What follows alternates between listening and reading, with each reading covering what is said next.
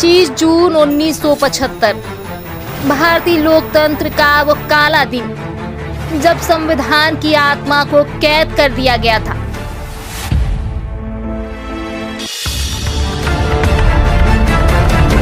और आज उस आपातकाल के 50 साल पूरे होने पर भारतीय जनता पार्टी ने कांग्रेस के उस अधिनायकवादी चेहरे को फिर बेनकाब कर दिया है। संविधान का सबसे ज्यादा माथल अगर किसी ने उड़ाया, मजाक उड़ाया है तो कांग्रेस ने उड़ाया।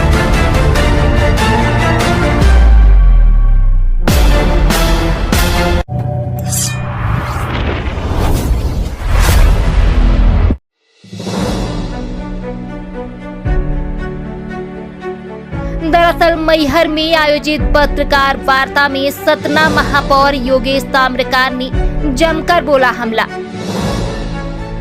कांग्रेस आज संविधान की किताब लेकर घूम रही है, लेकिन उसी कांग्रेस ने संविधान की सबसे ज्यादा धज्जियां उड़ाई।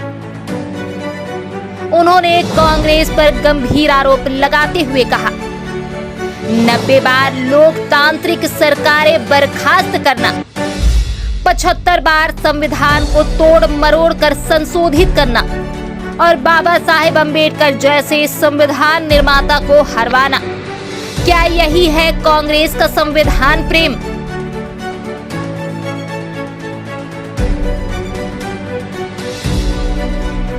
पच्चीस जून 1975 को कांग्रेस द्वारा इस देश को आपातकाल लगा के एक ऐसा संदेश देने का प्रयास किया जिसमें कांग्रेस सही है और बाकी सब लोग गलत हैं। ये इसलिए किया गया क्योंकि 12 जून 1975 को इलाहाबाद हाईकोर्ट ने एक निर्णय सुनाया और उस निर्णय में इंदिरा गांधी के चुनाव को शून्य घोषित किया और उनके निर्वाचन को अमान्य घोषित किया।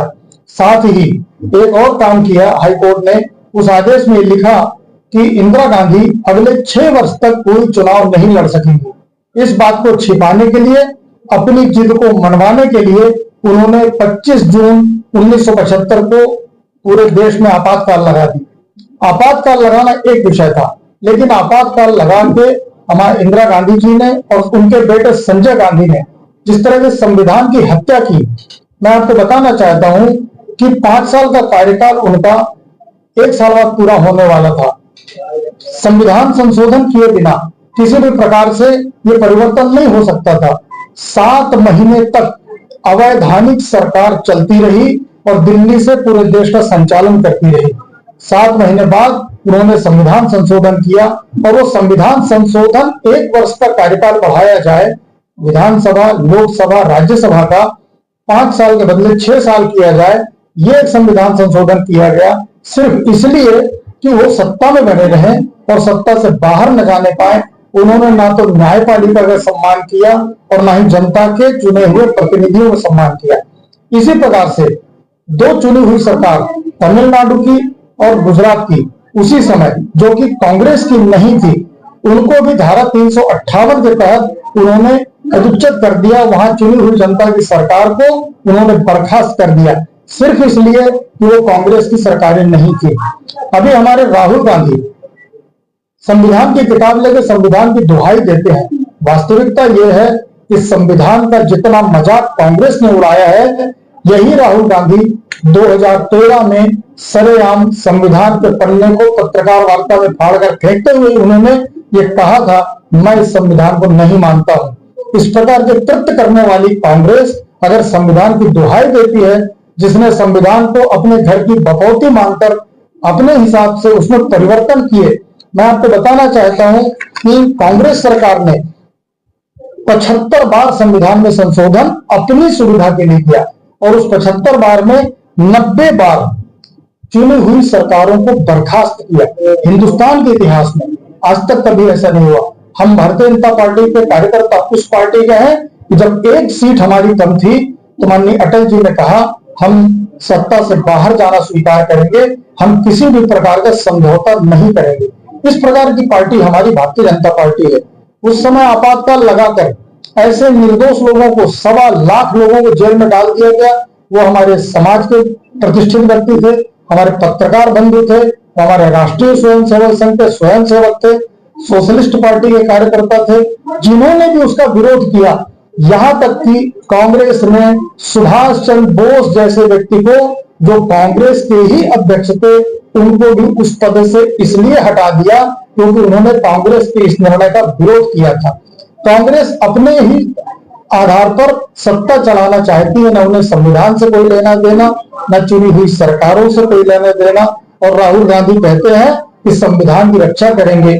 जिस व्यक्ति को संविधान का ABCD नहीं पता, वो व्यक्ति कहता है कि हम संविधान का रक्षा करेंगे। जिस व्यक्ति के दादी ने, जिस व्यक्ति के पिता ने हमेशा संविधान का मजाक उड़ाया है, उसी राजीव गांधी ने 1985 में संसद में एक वक्तव्य दिया था और उन्होंने भी यही कहा था 1975 में लगाया गया आपातकाल, उसका मैं समर्थन करता हूं, उसको मैं सही मानता हूं। इस प्रकार की अगर कोई पार्टी इस देश को चलाना चाहती है तो मुझे लगता है इससे ज्यादा मजाक कुछ नहीं होगा। 50 साल आज पूरे हुए हैं आपातकाल लगने के।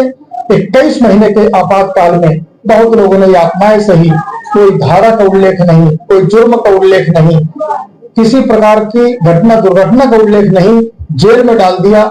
लोगों ने अपने सिद्धांतों से समझौता नहीं किया और जेल में 18 महीने 21 महीने रहे। घरों में रोटियां नहीं बन पाई, चूल्हे नहीं जले, लेकिन सिद्धांत से समझौता नहीं किया। आज हम लोग पूरे हिंदुस्तान में इस आपातकाल के जो काला दिवस है उसको मनाने के लिए पूरे हिंदुस्तान में इस प्रकार का हमने कार्यक्रम आयोजित किया है। आज आपातकाल जो लगे रहे हैं उसमें भारतीय जनता पार्टी 50वें वर्ष में किस रूप में देख रही है? क्या जो आपातकाल से भुगतभोगी व्यक्ति थे उनके रूप में क्या भारतीय जनता पार्टी ने क्या किया? देखिए, 50 साल पुरानी घटना है। सबसे पहले मैं आपको बताना चाहता हूं, ये वही भारतीय जनता पार्टी की सरकार है जिसने मध्य प्रदेश में आपातकाल की त्रासदी को झेलने वाले परिवार के लोगों को एक निश्चित राशि देकर उनका सम्मान किया। हमने वो राशि देकर प्रति माह उनके ऊपर कोई एहसान नहीं किया। निर्दोष व्यक्तियों को जेल में ठूसा गया, उनके लिए हमने मीसा बंदियों के लिए निश्चित राशि देकर सहयोग किया। यह एक व्यवस्था थी। जो भाजपा के नहीं थे लेकिन जेल में थे, उनके लिए भी वो राशि दी गई। कोई भेदभाव नहीं किया गया, ये संघ वाला है इसको दे दो, ये भाजपा वाला है इसको दे दो। तब तो भाजपा थी ही नहीं, उस समय जनसंघ था। सोशलिस्ट वालों को भी दिया। जो भी जेल में गए उन सबकी आर्थिक सहयोग के लिए मध्य प्रदेश सरकार ने पहल की। ये अपने आप में एक उदाहरण है। आज पूरे हिंदुस्तान में जो मीसाबंदी अभी हमारे बीच में समाज में है, जो अभी भी जीवित है, जिन्होंने ये त्रासदी झेली है, हमने उनको सबको बुलाकर सम्मानित करके एक संदेश देने का प्रयास किया है कि हम उनके साथ हैं। ये भारतीय जनता पार्टी ने आज किया है। कार्यक्रम में लोकतंत्र सेनानियों को याद किया गया, वृक्षारोपण भी हुआ, लेकिन असली मुद्दा था एक ही, आपातकाल के जख्मों को याद रखना और नई पीढ़ी को सच्चाई बताना।